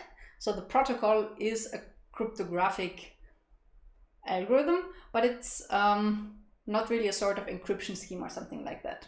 So what other suggestions do we have here? I see the Caesar cipher, which you may have encountered in several places already. Caesar is actually a bit ambiguous now, because there is, on the one hand, this 2,000-year-old thing that Caesar supposedly used, but on the other hand, in recent years we've actually had a cryptographic competition where the final set of ciphers that won was also called the Caesar portfolio. What else do we have here? Enigma, yeah, the shift cipher, that sounds not so secure maybe. Elliptic curves, that's a useful ingredient for ciphers. I see DES here. SHA, it looks like you already have quite an extensive knowledge. I see blowfish here, which was popular some while ago. I see some very creative spellings of the word cipher. So for reference, the correct spelling is this one here. So no Y and the R is at the end. I see somebody mentioned Ascon. Thank you. Ascon is of course my favorite algorithm. What else do we have here? ROT13, maybe not so secure. Oh, somebody even got the correct numbers in ED25519. I'm impressed. Diffie und Heli, which appears here in several different variants. So Diffie-Hellman is the correct name. Yeah, I think I have now... Oh, Playfair, very interesting. That's a more antique cipher, I would say, but not so well known. MD5. WPA is again a case of a protocol rather than an individual algorithm. I see here steganography, which is not really a cryptographic algorithm, but is more the field of trying to hide information in certain places. So not making it unreadable, but hiding it so that it's not, so that people notice it isn't there, such as hiding a secret message somewhere in a book or something. Picnic, yes, that's another post-quantum scheme I see here. Yeah, very nice. Okay, I guess my impression of this is that you are already pretty well versed in cipher names. So thanks for your inputs here, and we will now return back to the slides and I'll give my own summary of some of this. So let's first name a few historic ciphers, since some of them already appeared on your previous slide. So historically, some of the oldest ciphers we know are from ancient Rome. There are also some reports of secret encoded messages in Egypt, so in particular related to certain uses of hieroglyphs and so on, but not so much is known about that. But one of the first well-known ones, or two of the first well-known ones, are the Skytale cipher from ancient Greece, Sparta more specifically, and the Caesar cipher you already named from ancient Rome. We won't go into details of what they work like here, but maybe just a brief description of the basic idea of these. So the first one, this Skytale cipher, was one that one could term as a sort of physical encryption scheme, because what this worked like is that the two people who wanted to send each other secret messages both owned some sort of wooden rod or so, which had a certain diameter, and what they did to encrypt it, the message would be to write their message on a strip of paper, wrap this strip of paper around the rod, and then read off the letters in the orthogonal direction. So, for example, if the diameter of the stick would be something like 4 letters, then effectively you would read off every 4th character, and then every other 4th character, and so on. And you would write that down, and anyone who had a stick with the same diameter could then decrypt the message again.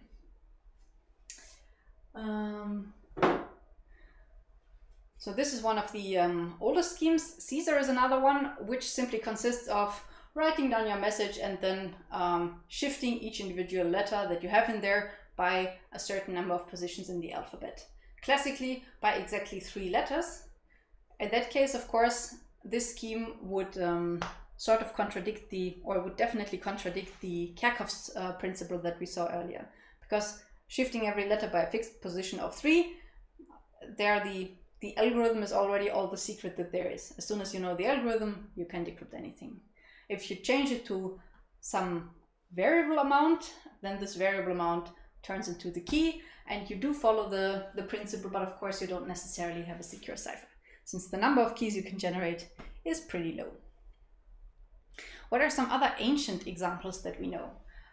One of them is actually an evolution of the Caesar cipher. It's called Vigenère's cipher by a French cryptographer, which was particularly popular in 16th century Italy, and it actually remained popular for quite a long time. So it took something like 300 years or so before people actually came up with methods to attack this cipher.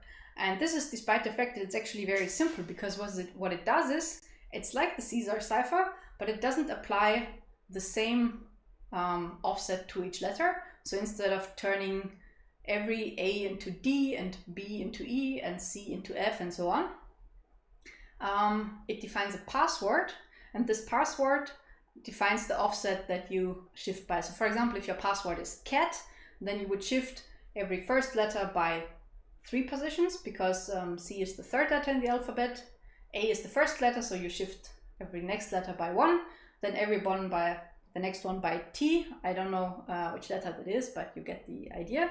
And then you start again. So the fourth letter would again be shifted by 3 positions, again by 1, and so on. So the password defines the offsets, and you repeat as soon as it becomes necessary. So these are all still very ancient techniques that are pretty trivial to break now, if you have at least a certain amount of information or of text that you can analyze. But there's another one that's quite a bit more complicated and also quite well known, because we also saw it in the previous slides. And this is the Enigma machine, which was a sort of typewriter, but where the typewriter internally had a rotor machine, which exchanged each letter according to a fixed setting of the rotor blades, and thus produced encrypted text. And this system played quite a role in the Second World War. So if you're interested in that, a movie recommendation would be the movie about Alan Turing, which is called The Imitation Game. There you hear a bit about how this machine got broken. And the movie is not entirely true to the facts maybe, but it's actually pretty accurate. Okay, so all of these are more or less ancient schemes. And what do they have in common? Well, what they do have in common is the context that they were used in. So all of these were primarily used for encrypting military information or secret service information, stuff like that. So they were always in the hand of the government primarily, and were not available to the general public. And this only changed in the 1970s, which we can consider the dawn of modern cryptography in quite a number of senses of the word. So before that, cryptography was mainly in the hand of a few very powerful people, typically in a military context. And in the 1970s, this is the time where the first commercial applications arose that were relevant for people to execute at home. So people got their first computers at home or in commercial contexts. And this made it necessary to develop some encryption schemes that can also easily locally be implemented on a computer and run by everybody. And the 1970s kickstarted several developments here. So in several different areas of cryptography, the 1960s are the era where many of the modern ideas came from. So this development of having of everybody having things they want to protect also pushed this direction of having open source cryptography. So of following Shannon's maxim or Kerckhoffs's principle, publishing the schemes and also publicly conducting their analysis, instead of just some military people doing that. And in the 1970s is also when the first asymmetric cryptography schemes arose, which are also open source in a certain sense, because they allow people to build up a communication channel who have not been in contact before. So for example, a new customer could go and draw up a connection to, for example, the bank or some shop they want to do dealings with. And this is pretty different from before, because before we always had this military context, which had a very clear insider-outsider view. So there were a few people who were trusted, who talked to each other, who knew each other beforehand, and then there was everybody else. And for this sort of scenario, symmetric crypto is fine. But as soon as you want to build up new communications, you run into some problems. Now, a lot of things have happened, of course, since the 1970s, many new developments. in cryptography, but some of the schemes designed then are still around. Sometimes for the worse, sometimes for the better. So for example, one thing that should have been abolished a long time ago, but you can still find it in many places, is the first widely deployed block cipher, the DES, or its predecessor, its successor, triple DES, which doesn't really hold up to modern security standards, but is still pretty ubiquitous, for example, in banking applications, because banks are very traditional and a bit reluctant to change their running systems, so you can still find it in many places. Then the basic principles of hash functions and the Merkle-Darmstadt construction. So on the one hand, this construction is still one of the main ways of constructing a hash function, and more specifically, some of the hash functions designed, well, not in the 70s, but in the 90s or late 80s are still around. We have things like Diffie-Hellman key exchange, which you already named, which is also from the 70s, together with RSA. So the two foundational algorithms that really pushed forward the field of asymmetric crypto. These are still around, but it makes some sense that they are. Diffie-Hellman has evolved a bit, has evolved towards using elliptic curves, which we will hear a bit about. RSA is still pretty much unchanged. So I already hinted that there are these two main families of crypto schemes, and we are going to look at them separately in this course. The first one is symmetric key cryptography, where you have this classic Alice and Bob scenario, and Alice and Bob already know each other. So they trust each other, their roles can often be interchanged, so they have access to the same key material and so on. They are the insiders, and everybody else is an outsider. So this scheme, or this sort of schemes, is still part of every, or almost every encrypted communication that is going on nowadays. But to make it work, to build up connections to somebody you don't know yet, you usually first run some algorithms from asymmetric cryptography, where the two participants of the contribution of the communication use different information, so they use different key material, and their roles are no longer interchangeable. So instead of centering on this group of insiders, asymmetric crypto focuses on the one user who has the secret key, and he can interact in some way with the rest of the world. For example, they can send him messages, he can sign things that everybody can verify, and so on. And this enables many advanced protocols and usually is used to bootstrap communications. And the actual encryption is still done with this stuff. What both of these areas have in common is that they have a certain core, which is called a primitive. And this primitive is the magical place where some computer instructions are turned into a system that satisfies some security properties. So this is where you build up security from essentially nothing, or from just a meaningless circuit. And this is where the term of security level starts to make sense. So a primitive is the smallest building block in the system, where you can put a label, something like 128-bit security or so, to it. Anything below is cryptographically no meaningful object, so it doesn't have a security claim, but there are many layers above it still, which derive their security from the security of this primitive. And what shape does this security take? So what sort of attacks do we consider? Well, we can classify that by different categories. The first question is, what does the adversary want to achieve? We've already introduced some of the vocabulary for this, so we've seen that we have these security properties like confidentiality that the adversary wants to break. So the answer to this question is usually some security property, which may be confidentiality, so the attacker being able to read something by just knowing the ciphertext for it. It may be an authenticity break, where the adversary creates some sort of cryptographic object that he shouldn't be able to create, so they forge it, is the terminology, fälschen. Or it could be something like the attacker wants to go full in, wants to recover not just some of the inputs, but wants to recover the secret key that allows them to do everything that a alleged user of the system could also do. And various other security properties that we already saw. So the second question that we can ask is, what capabilities does the adversary have? So what do they have access to? What information do they have?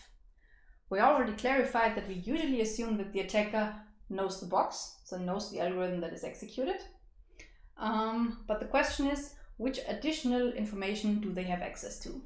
And the very classical scenario that you think of when you think of a confidentiality break is that they simply observe the ciphertext, for example, and want to recover the completely unknown plaintext. But in reality, this is very often not what all the adversary has available. So instead, what they very often also have is access to at least part of the plaintext, or they know some plaintext. So for example, if you think of encrypted websites, you can be pretty sure that they start with an HTML header or so. So you know much of the content, and there may only be small parts that are actually confidential or that you don't know. And the attacker may also be able to collect this sort of information from previous conversations, for example. So in cryptography, we almost always assume at least this scenario, that the attacker has access to many known plaintexts. They may also even be able to modify the ciphertexts that are encrypted, so to actively influence the data. This is what we call the chosen plaintext scenario, or the chosen ciphertext scenario in case we are targeting the decryption. And how could this work in reality? Well, sometimes the system processes some information that the attacker can physically influence. So for example, they might report some environment sensor values, or it might, for example, in World War II, there were some examples where they were reporting the position of certain troops of the enemy. And the enemy, in that case, could modify these positions and thus trigger the encryption of certain inputs. This could also be if you're interacting with some service that you're simply influencing, for example, the timing at which these encryptions occur, which may also modify or influence these ciphertexts.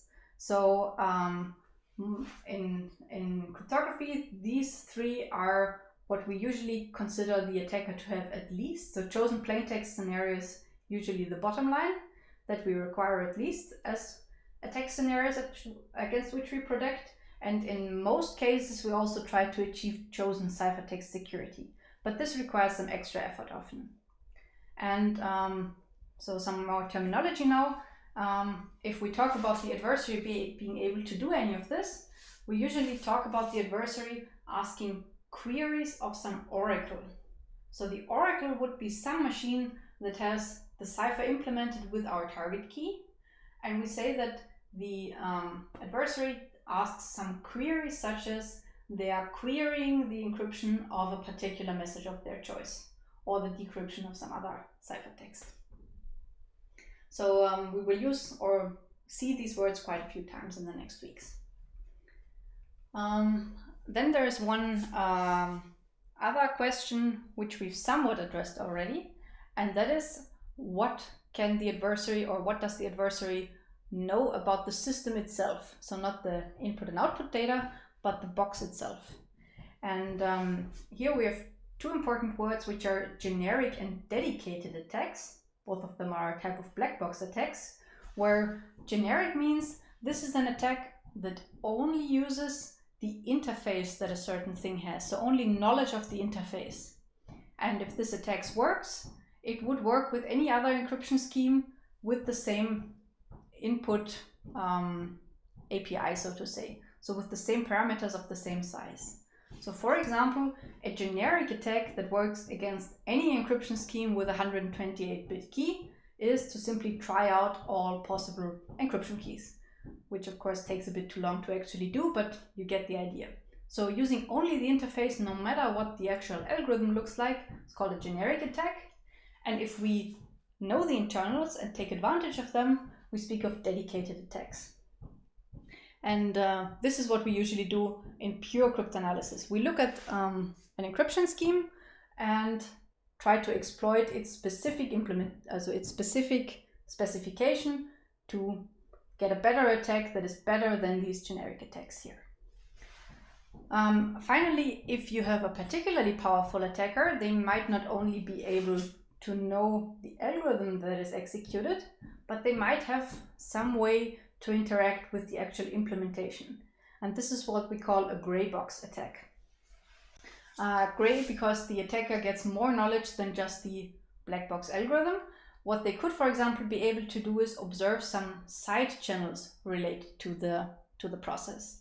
So for example, your encryption scheme is executed on some smart card or some device, and the attacker might be able to, for example, measure the power input that this device is taking, or might be able to measure the electromagnetic radiation coming from this device. And this may allow them to draw some conclusion on the actual data being processed. And they might not be able only to observe, but also to actively modify. So they could try to introduce faults by, for example, tweaking the clock of the device that is working, or by manipulating the power input again, so that at certain short periods in time the power is interrupted or is lower than usual or similar. And by this you can also modify, of course, the execution, and sometimes by then seeing the outputs of these modified executions, you can also learn something about the key. We will probably see an example of this in the system security part. So in the cryptography part of the lecture, we will be dealing exclusively with the top view here, whereas afterwards we'll be going also a little bit in the direction of gray box attacks. So that's more or less what I wanted to tell you in terms of vocabulary. So to conclude what I've said so far about the contents is, we first talked a bit about information security, where we had this terminology of assets with a security property, threats, something that could possibly go wrong, a vulnerability, an actual bug that would allow one of these threats to be instantiated, and an actual attack where an actual adversary tries to subvert some of the security properties. And our job, we said, was to break this chain of links that lead to an attack. And then the second part, we've talked a bit about cryptography, the mathematical foundation of secure communication. And this is all about algorithms to transform data so that it can be computed or can be transported over an insecure channel, and it's still as if we had a secure or trusted channel. And this created a new asset, which we called the key. So what's the outlook for the rest of the year? Before I answer that, let me first have a look at this question here. Are side channel attacks also relevant for analyzing crypto algorithms, or only specific real-world implementations? Well, very good question, actually. So side channel attacks are definitely a thing to consider when designing or analyzing a crypto algorithm. But this is a relatively new field of study. And previously, much of the work on protecting against side channel attacks was executed after the cipher was already finished. So people looked at specific implementations and considered what they can do to break it. However, more recently, for example, also in the context of a standardization process that NIST is currently running, it has become more and more considered that, or it has become clear that by adapting the design of the cipher, you can make it much easier to protect against such side channel attacks. In some cases, you can even guarantee some things for free without any additional implementation countermeasures. So by choosing certain parts of the cipher in a specific way, in particular the S box, which is the nonlinear part of the cipher, you can definitely help protect, so make the implementer's job a lot easier and take some of the responsibility of protecting these attacks from the implementer. But that's, as I said, still a very, very active field of research. And we won't be able to talk too much about that in this lecture. But there are some follow-up lectures in the master's curriculum where you might hear a bit more about that. Okay, so I was heading to the lecture outlook for the rest of the year. Let me just step out of the picture here. So what are we going to do? I said October is crypto month, so we're having 4 lectures on cryptography. And these are structured as follows.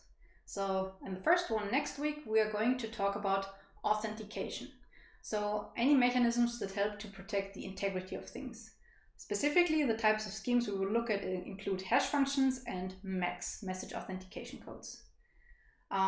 We will then have a second lecture still on symmetric cryptography, but this time on encryption, so on protecting confidentiality. And here we're going to look particularly at authenticated encryption schemes, which combine the protection against both these properties.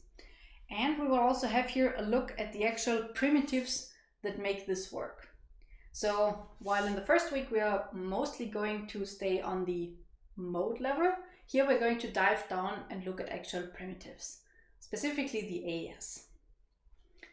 After that, we're going to switch to asymmetric cryptography, so about establishing communication. And here we're going to look at key exchange algorithms, signatures, and the insights of asymmetric primitives. And finally, I want to add a lecture which is new compared to last year, where we're going to come a bit closer to the application perspective. And we're going to see some practical considerations. We're also going to look at some protocols here at this point, because protocols are further up in the stack, closer to the application layer. So this is the plan for October. There is also one other thing that you might consider in October. I guess you want to write your bachelor thesis soon. So if you like the contents of this course, you might be interested in a bachelor thesis with us. We will have some event later this term where we present some new topics. So what you can see here are topics from last year. But anyways, if you're interested in this course, a bachelor thesis at IIK might be just the right thing for you.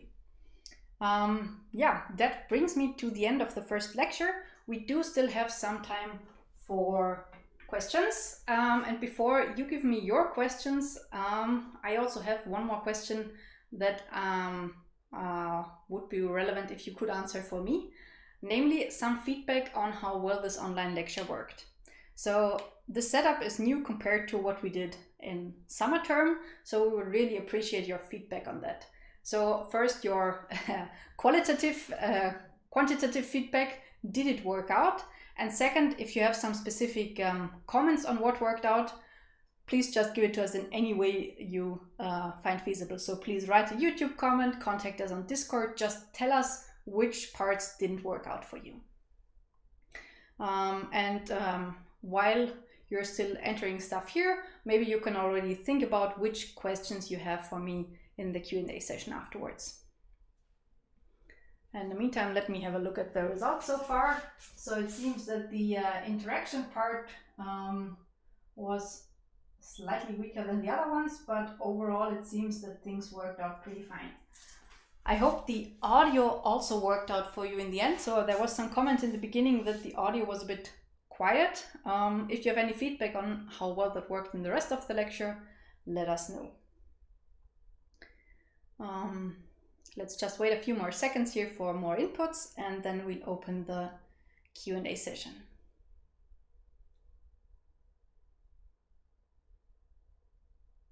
And of course, you can also give us any feedback that you have in the final evaluation, but the sooner you give us feedback on the technical side of things, the easier we can incorporate it. Okay, so let's move on to the Q&A. Yeah, hi there. If you have any questions, enter them now. So there was already a first comment on the noise, so a little bit louder would be nice. Since I'm already speaking up as much as I would like, I guess we will tune up the mic a bit next time. Can we see the cat again, please? I'll see if she is interested in joining. Doesn't currently look like it. If she shows up in the rest of the in the rest of the Q&A session, I'll let her in. In the future, can you feed shoulder cat every time a student answers a question or an interaction is done well?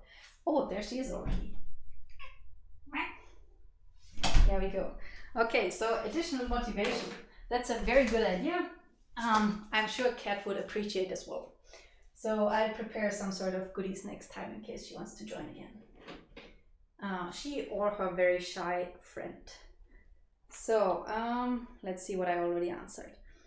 Do you already also have a dog? No, I don't, and I don't think my cats would like it. Google Docs was as chaotic as expected, yeah, but I actually pretty satisfied with how it turned out. So I'm happy with the way it worked. If you want to have more of that next time or less of that, please be more specific. What's the actual name of the cat? Well, this is a complicated one. We usually call her Hexe, so witch, because she is pretty sneaky and can be very aggressive if she wants something. She does have an actual other name, which is Arien, which some of you might recognize. It's a name from the Silmarillion, but you'll have to look that up yourself. And it's not a name we usually call her. So what else do we have here?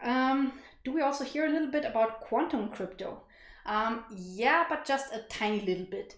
So I'll give a very short perspective on which cryptographic schemes it affects and why. But we won't have time to go into actual details of either the quantum algorithm or the post-quantum algorithms and their mathematical background, because the math inside post-quantum schemes tends to be quite a bit more complicated than the other math we have in cryptography, but we'll definitely cover some of that. What else do we have here? Is this a green screen at the back? No, this is just my actual wall. It's just white. What else do we have here? Is attendance mandatory to the lecture?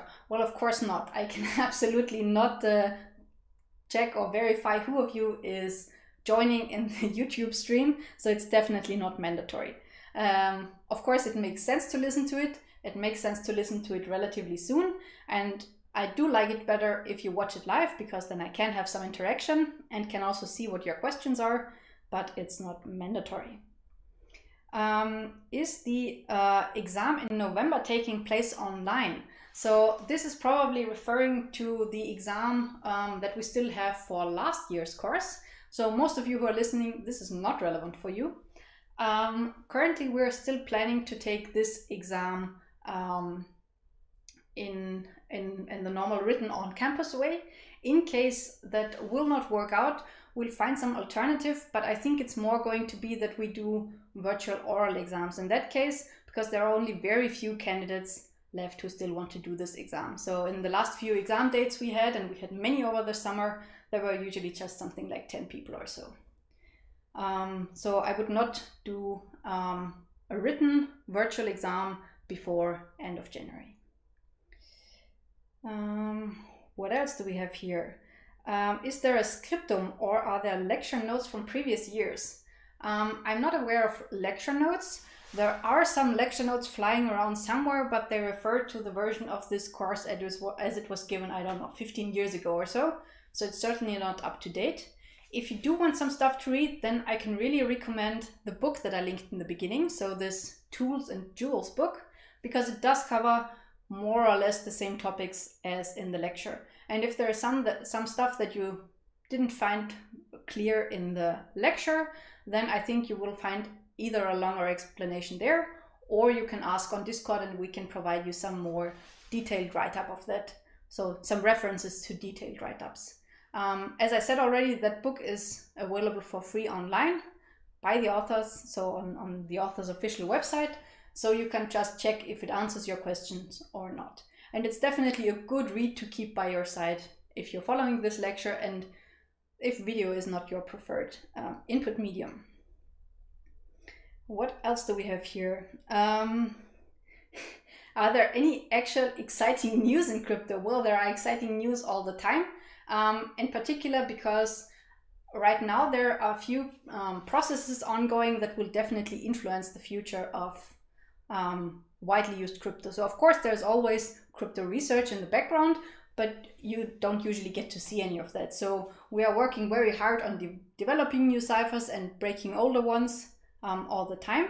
But right now there are 2 cryptographic competitions going on where NIST, the National Standard of Institutes and Technology, is trying to define new standards in 2 areas, and both of them are going to be pretty relevant. One of them is post-quantum cryptography. So the goal there is to find a replacement for RSA and elliptic curves in case we ever actually get a strong quantum computer. And this competition is currently in its 3rd round, so we do expect some announcements in the sense of new standards sometime relatively soon. By the way, 2 of the candidates were co-developed at IAK, 2 of the competing standards there. And there's another competition which is focusing particularly on lightweight cryptography. So making cryptography that is also suitable for running on your IoT devices, on embedded devices, on devices that have a limited battery or other restrictions. And there it's also difficult to deploy most of the stuff we already have, but it's going to become very relevant. There's also a standardization progress. Again, we have some candidates in there, and we're hoping for good news, maybe even during the course of this term. And besides this stuff that actually touches reality, of course, there's tons of interesting research in the background. What else are there here? Which external resources can I listen, view to, which are easy to understand? Well, I recommended the book. There are quite a number of blog posts and also some podcasts on cryptography. So I know that one podcast started just a few days ago with new contents, but this depends a lot on which level of detail you want. So this is a question which is maybe better asked on Discord, so that we can have a bit of a back and forth about what you're actually looking for. If you are unsure about some specific definitions or how some ciphers work, then a good starting point is actually also Wikipedia. So most of the crypto content on Wikipedia is quite extensive. It's not always up to date, so sometimes the views are more like 15 or 20 years old there, but it's pretty complete. And if there's some step, for example, of an algorithm that I write down that you don't understand, this would be a good place to go. What else do we have here? Is it possible to run a really strong crypto on lightweight devices? Well, that depends a bit on how lightweight and how really strong. But in the course of this competition, we are definitely heading for standard 128-bit or at least 112-bit security. So this is a symmetric crypto competition. Symmetric crypto is a lot easier to integrate on these sort of devices than asymmetric.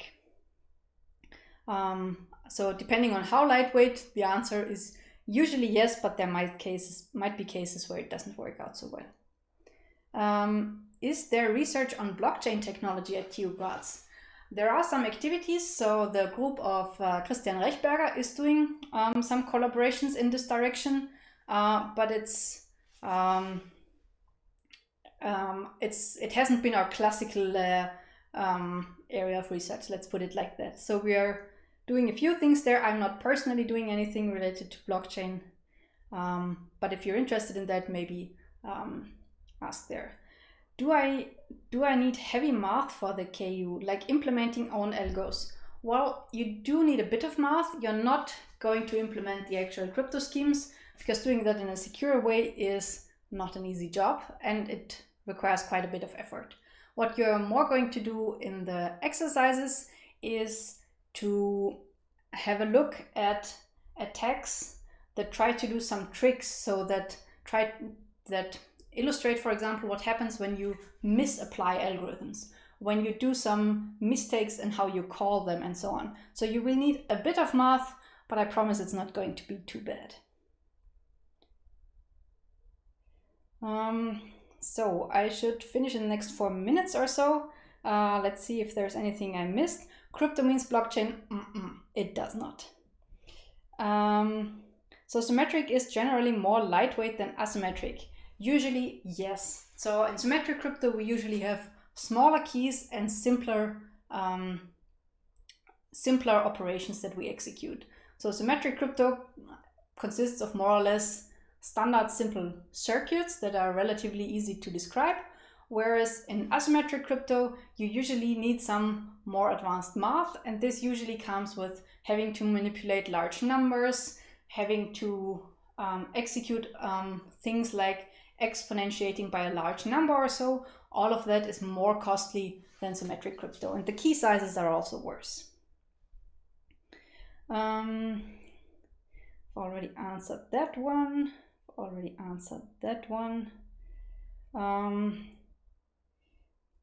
Are we going to be able to access the lectures after the stream is over? Yes, so this stream is going to stay online at least until the end of the term.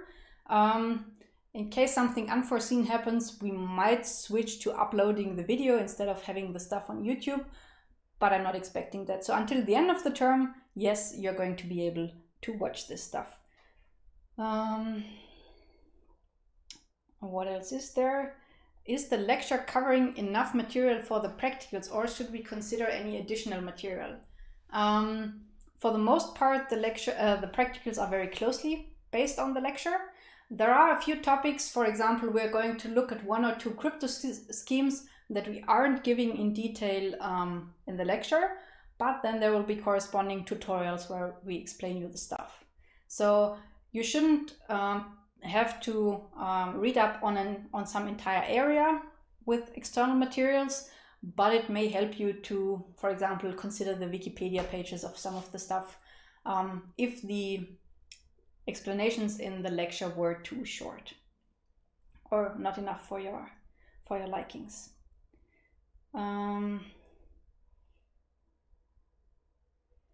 Are the new Ampere cards from NVIDIA going to be used for mining? I'm absolutely not following the blockchain stuff because I think it's a real waste of our resources. So I'm afraid I don't really have any input on that. What else do we have? We already had that. We already had this blasphemous claim. What is the basic math I need to know?